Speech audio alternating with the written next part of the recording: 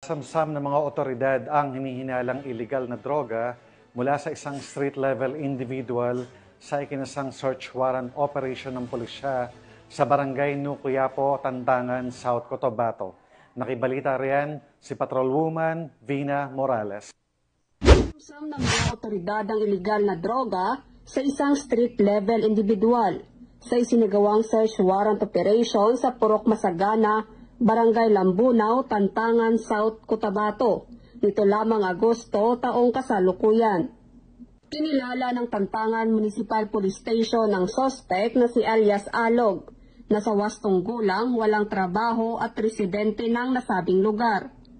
Bandang alas 6:45 ng gabi nang isinagawa ng mga tauhan ng Tantangan MPS kasama ng iba pang mga operatiba ang search warrant operation, kung saan nasamsam ang 2 pakete ng hinihinalaang shabu na may timbang na 12.20 na gramo at nagkakalaga ng 14,960 pesos.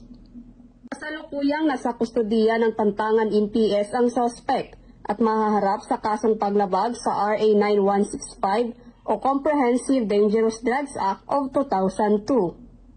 Samantala, ang Police Regional Office 12 ay patuloy ang kampanya kontra iligal na droga para sa mas matiwasay, ligtas at drug-free na rehiyon.